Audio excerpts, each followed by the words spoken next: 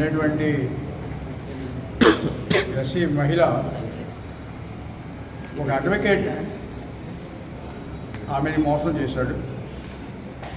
అతను మోసం చేయటంలో మామూలుగా ఆడపిల్లని లైంగికంగా దోపిడీ చేయటం అది సహజంగా జరిగింది. కానీ ఆల్రెడీ ఒక భర్త ద్వారా అన్యాయానికి గురై నాకు న్యాయం చేయండి అని చెప్పి న్యాయ సహాయం కోసం వెళ్ళినటువంటి ఆపదలో ఉన్నటువంటి క్లయింట్ని మోసం చేసి లైంగిక దోపిడీకి పాల్పడి ఇవాళ పెళ్లి చేసుకుంటానని హామీ ఇచ్చి 10 మందికి చెప్పి ఇవాళ అతను మరో వివాహం చేసుకోవడంలో ఇంతకంటే మరో దుర్మార్గం ఉండదు.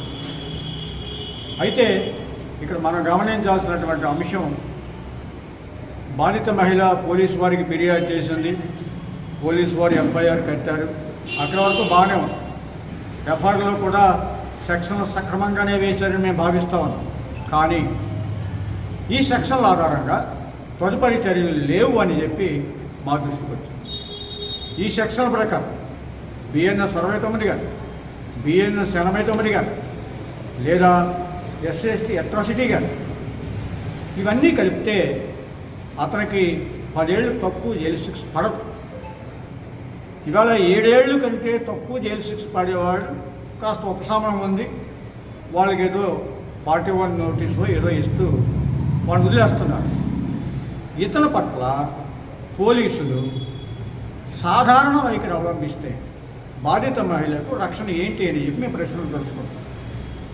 ఇదే కేసు, ఇదే నేరం ఎస్సీ కుర్రాడు పాల్పడితే వాడినైతే జైలు పంపిస్తున్నారు. ఎస్సీల మీద వేరే యువకుడు వేరే వ్యక్తి పాల్పడితే అదే సెక్షన్, అదే నేరం, వాళ్ళకి స్టేషన్ బెయిల్ ఇస్తూ ఉన్నారు. 5వ తేదీన పాతపట్నం పోలీస్ స్టేషన్లో ఒక కేసు రిజిస్టర్, సేమ్ ఆడపిల్లని పెళ్లి చేసుకుంటానని మోసం చేసి లైంగిక దోపిడీకి పాల్పడ్డాడు యోగేంద్ర అనేటువంటి కుర్రాడు. వాడిని నిన్న రిమాండ్కి పంపించారు. వాడు ఎస్సీ. వాడి రిమాండ్కి పంపించడానికి మేము తప్పు పట్టలేదు. ఖచ్చితంగా ఇలాంటి పనికిమాలిన ఎదవలకి ఊసలు లెక్కటాల్సిందే. కానీ ఇక్కడ ఎస్సీ వాడికి ఒక న్యాయం, బయట వాడికి ఒక న్యాయమా? ఎస్సీ బాధిత మహిళకు ఒక న్యాయం, ఓసీ బాధిత మహిళకు వేరే న్యాయమా?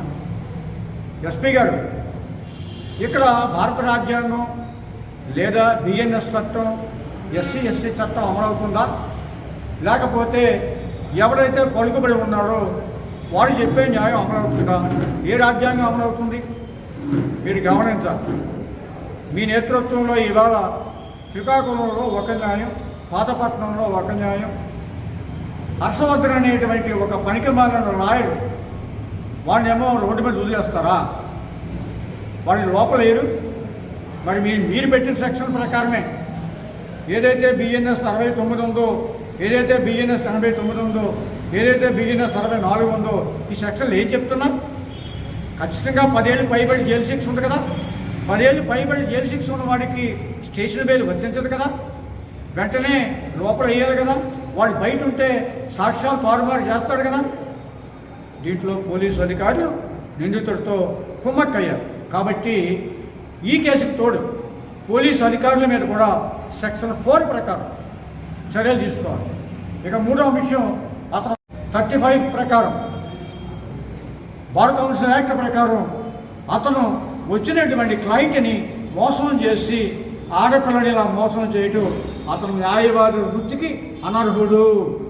బార్ కౌన్సిల్ నుంచి అతన్ని సస్పెండ్ చేయాలి. అతను నల్లకోటు వేసుకునేటువంటి అర్హతని తొలగించాలి. అతన్ని కటకటాలకు నెట్టాలి. ఎప్పటికైనా మేము ఇన్ని సంఘాల తరఫున కలెక్టర్ గారికి, డివిఎంసీ చైర్మన్ అయినటువంటి కలెక్టర్ గారికి, శాంతి భద్రత అధికారి, జిల్లా అధికారి అయినటువంటి ఎస్పీ గారికి మేము విజ్ఞప్తి చేయదలుచుకున్నది. నా పేరు ఎడ్ల దుర్గా భవాని. నేను మా హస్బెండ్తో కొన్ని ప్రాసెస్ గొడవల వల్ల నేను కోర్టుకి వెళ్ళడం జరిగింది.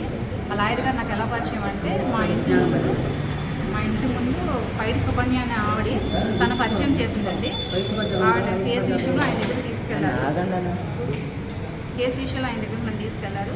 తీసుకెళ్ళినప్పుడు తన ఫీజు 50,000 అడిగారండి. నేను అంత ఇచ్చుకోలేనని చెప్పేసి అంటే ఆవిడ ఓ 30,000 ఒప్పిస్తానని చెప్పేసి ఆవిడ నా దగ్గర 30,000 తీసుకున్నారు. తీసుకుని ఆయన దగ్గర 2 times ఇలా తీసుకెళ్లారు. తీసుకెళ్ళి ఒక వైట్ పేపర్ మీద సైన్లు పెట్టించారు, కేసులు ఫైల్ చేయాలి అని చెప్పేసి. ఇక న్యాయం చేస్తానమ్మా, మీ వాళ్ళందరూ కలిసి తక్కువ అమౌంట్కి అంటే సెటిల్మెంట్ అన్నట్టు మాట్లాడతారని చెప్పేసి నీకు న్యాయం చేయాలని చెప్పేసి ఆయన దగ్గర తీసుకెళ్లారు. తీసుకెళ్తే 2 times ఆవిడ తీసుకెళ్ళింది. అలాగే ఆయన 2 times మళ్ళీ ఫోన్ చేసి సైన్లు పెట్టాలి, మీరు ఒకసారి ఆఫీస్కి రండి అని చెప్పేసి అలాగే ఒక 2-3 సార్లు కొన్ని పేపర్ల మీద కేసులు ఫైల్ చేసి సైన్లు పెట్టించుకున్నారు. అలాగే లాస్ట్ 2024 డిసెంబర్లోనే అలా ఫోన్ చేసి రమ్మన్నారు. ఒక మండే 11వ టైంకి రమ్మంటే నేను వెళ్ళానండి. వెళ్తే ఆ రోజు తను ఏం చేశారంటే, నువ్వు ఎండతో వచ్చావు కదా, కొంచెం వాటర్ ఇచ్చారు నాకు. వాటర్ తాగిన తర్వాత కొంచెం నేను మత్తిగా అదొకలాగా అయిపోయింది, పడిపోయినప్పుడు నేను తర్వాత 4వ టైంకి నాకు తెలుగు వస్తే నేను చూడకపోతే తన బెడ్రూమ్లో ఉన్నాను నేను. ఎందుకంటే మామూలుగా అడిగితే నీకు ఒంట్లో బాగాలేదు కదా, కళ్ళు తిరిగి అని చెప్పిస్తారు, అంటే క్లయింట్లు వస్తారని చెప్పేసి నేను అక్కడ ఉంచానని చెప్పేసి అన్నారు ఆయన. తర్వాత నా పర్సనల్గా తను నా వీడియోస్ తీసుకున్నారండి ఆయన. తీసుకున్న తర్వాత అక్కడికి ఒక తెలుగు వచ్చిన నేను ఇంటికి వచ్చిన తర్వాత ఇంటికి వచ్చిన ఒక 3-4 days తర్వాత మళ్ళీ సైన్ పెట్టాలి, కేసు ఉందని చెప్పేసి ఆయన పిలిపించారండి ఆయన ఆఫీస్కి. పిలిపిస్తే నేను వెళ్తే నాతో అసభ్యంగా బిహేవ్ చేసి కొంచెం మిస్బిహేవ్ చేయడం జరిగింది ఆయన. చేస్తే నేను అడిగాను, ఎందుకు ఇలా చేస్తున్నారు, ఏంటి నా కేసు అంటే, మీ ఆయన వాళ్ళకి ఇది లేదు కదా, నేను నీకు విడాకులు ఇప్పించి నేను మ్యారేజ్ చేసుకుంటానని చెప్పేసి మాట ఇచ్చి నా పర్సనల్ వీడియో నాకు చూపించి బ్లాక్మెయిల్ చేయడం జరిగిందండి. ఆ విషయం నేను ఆవిడ చెప్పాను సుకన్యకి. తను మ్యారేజ్ ప్రపోజల్ ఇచ్చారు కదా, నేను మ్యారేజ్ చేసుకుంటానప్పుడు నేను ప్రాబ్లం, నీ జీవితంలో ఏం జరిగిపోయిందని చెప్పేసి నాకు సర్ది చెప్పడం జరిగింది. అలాగే ఆవిడే దగ్గర ఉండి ఇవన్నీ చేసింది. నేను సరే అని తనకి నేను లొంగి తను మ్యారేజ్ చేసుకుంటే నాకు ఆస్తి నేను ఎదురు చూశానండి. తను ఒక రోజు నాకు పాకెట్లో బొట్టు పెట్టి అక్షింతలు వేసి నీకు అన్నీ నేను ఉన్నాను, నేను చేసుకుంటాను చూసుకుంటానని కూడా నాకు మాట ఇచ్చారు. మాట ఇచ్చిగా నేను కొద్ది రోజులు ఇలా నేను కన్సీవ్ అయ్యాను. ఒక మెడిసిన్ ఇచ్చారు, మెడిసిన్ ద్వారా నాకు అబార్షన్ అయిపోయిందండి. అలా కొద్ది రోజులు ఉండగా ఆ టైంలో నాకు పద్మ నాకు ఆవిడని నా దగ్గర ఉంచారండి. ఆవిడ పద్మ నాకు కొంచెం హెల్త్ బాగాలేనప్పుడు ఆవిడ చూసుకునేది. ఆ టైంలో కూడా వాళ్ళ ఇంట్లో వాళ్ళ పిన్ని వాళ్ళు కూడా నాకు ఫుడ్ పరంగా మెడిసిన్ పరంగా చూసుకునేవాళ్ళు. అలాగే కొద్ది రోజులు మళ్ళీ సెకండ్ టైం అయితే మెడిసిన్ ద్వారా ఆయన ట్యాబ్లెట్స్ తెచ్చి ఇచ్చారు. అప్పుడు కూడా నేను బ్రేక్ అయింది. అయినప్పుడు తను ఫ్యామిలీ అంటే వాళ్ళ పిన్ని వాళ్ళు పద్మ అనే వాళ్ళు ఇద్దరే నన్ను చూసుకున్నారు. అప్పుడు కూడా చూసుకుని పెళ్లి చేసుకుంటానని చెప్పేసి అన్నారు కదని చెప్పేసి అంటే నాతో రిలేషన్ ఉంటూ మ్యారేజ్ చేసేసి మాట ఇచ్చి కొద్ది రోజులు వేరే అమ్మాయిని సంబంధం చూడడానికి వెళ్ళారండి. వెళ్ళినప్పుడు నేను అడిగాను, నన్ను మ్యారేజ్ చేసుకుంటానని చెప్పారు కదా, మీరు ఎలా వెళ్తారని చెప్పేసి అంటే, ఒక ఎస్సీ అమ్మాయి నేను చేసుకోను, మా ఇంట్లో ఒప్పుకోరు, అలాగే వెళ్ళగా నేను ఉంచుకుంటా, అక్కడ ఉంచుతా, అలాగే వెళ్ళగాని చెప్పేసి కొంతమంది మనుషుల దగ్గర పెట్టి అడిగించారు నేను. అప్పుడు నేను కన్సీవ్ అయ్యానన్నట్టు నేను చెప్పాను ఆయనకి. చెప్తే ఆయన ఏమన్నారంటే, నువ్వు అబార్షన్ చేయించుకుంటే మ్యారేజ్ చేసుకుంటాను, లేకపోతే చేసుకోనని చెప్పేసి అన్నారు. అన్నప్పుడు నేను వాళ్ళ ఎవరైతే ఉన్నారో వాళ్ళ పిన్ని నాతో గొడవ పెట్టుకున్నాను. ఏమన్నానంటే, ముందు 2 సార్లు అలాగే అయింది కదా, ఇప్పుడు నువ్వు తీసుకో, తర్వాత చూద్దాము అని చెప్పేసి నాతో గొడవ పడింది. తన నా నెంబర్ బ్లాక్లో పెట్టడం కూడా జరిగింది ఆవిడకి ఏం చెప్పకుండా. ఈ విషయం తనతో నేను చెప్పినప్పుడు కొంతమంది మనుషుల దగ్గర అంటే తనకు తెలిసిన కొంతమంది పెద్దల దగ్గర పంపిస్తే వాళ్ళతో నేను చెప్తే, నువ్వు తప్పు చేస్తావు కదా, అమ్మాయిని మ్యారేజ్ చేసుకో అని చెప్పేసి వాళ్ళు అడిగారు. నేను చేసుకుంటాను, డేట్లు ఫిక్స్ చేయడం క్యాన్సిల్ చేయడం జరిగింది. ఈ మధ్యలో పద్మాన ఆవిడకి ఒక 10,000 వేసి అబార్షన్ చేయించాక నేను తాళి కడతానంటే, నాకు తాళి కడితేనే చేయించుకుంటా, లేకపోతే నేను చేయించుకున్నాను కానీ ఆవిడ తాళి తీసుకురమ్మని చెప్పేసి అన్నారండి ఆయన. అన్న తర్వాత ఆవిడ రెడీ అంటే అప్పటికి 2 days తర్వాత ఏమైందంటే, నేను తాళి కట్టను, ఆవిడ ఏం చేసుకుంటుందో చేసుకోమనండి, నేను తాళి కట్టాను అని చెప్పేసి ఆయన రిజెక్ట్ చేశారు. మా పెద్దలు తీసుకుని నేను కోర్టు దగ్గరికి వెళ్ళి నేను కొంతమంది అడిగిస్తే ఆ రోజు ఏం చెప్పారంటే, ఆయన తప్పు ఒప్పుకుని ఆ రోజు నేను చేసుకుంటాను, నాకు కొంచెం టైం కావాలని చెప్పేసి అడిగారు. నేను 18వ తారీఖున అయితే 21 మా చెల్లి పెళ్ళి. మా చెల్లి పెళ్ళిలో మా పెద్దలందరితో నేను ఒక మాట చెప్పి 22 పెళ్లి ప్రస్తావన మాట్లాడతానని చెప్పేసి ఒక పేపర్ మీద తను రాసిచ్చి ఒప్పందం తీసుకున్నారండి. ఆ మాట ఇచ్చిన తర్వాత తను వెళ్ళి 21 తను వేరే అమ్మాయిని మ్యారేజ్ చేసుకుని వచ్చేసారండి. వచ్చి పెద్దల్లో నేను పెట్టి మళ్ళీ అడిగించాను 22ని. అడిగిస్తే నేను పెళ్లి చేసుకోను, తను ఏం చేసుకుంటుందో చేసుకోమనండి, నాకు సంబంధం లేదు అని చెప్పేశారు. చెప్పేసిన తర్వాత తనకు నేను అడగడం జరిగితే, అమ్మాయి అన్నీ తెలిసే వచ్చిన అమ్మాయి ఎలా వెళ్ళిపోతుంది, మీకు నచ్చింది మీరు చేసుకోండి అని చెప్పేసి తను సైలెంట్ అయిపోయారు సార్. నేను పోలీస్ స్టేషన్లో కంప్లైంట్ చేశాను, నాకు ఇంత మోసం జరిగింది సార్, నాకు ఇలా జరిగిందని కంప్లైంట్ చేస్తే వాళ్ళు కేసు ఎఫ్ఐఆర్ చేసి ఫైల్ చేశారు. చేసిన తర్వాత తను రిమాండ్కి వెళ్ళాల్సింది, తను రిమాండ్కి వెళ్ళలేదు. ఈ చెప్పి తను బయటకు వచ్చేసి నేను తప్పు చేస్తాను లోపలికి వెళ్తాను, ఏం చేయాలో నేను ఎందుకు వెళ్తాను, అది ఏం చేసుకుంటే చేసుకోమని చెప్పేసి నాకు ఇండైరెక్ట్ వార్నింగ్ ఇస్తున్నారు సార్ అండి. ఆ వీడియో నాకు 2 times ఇలా చూపించారు.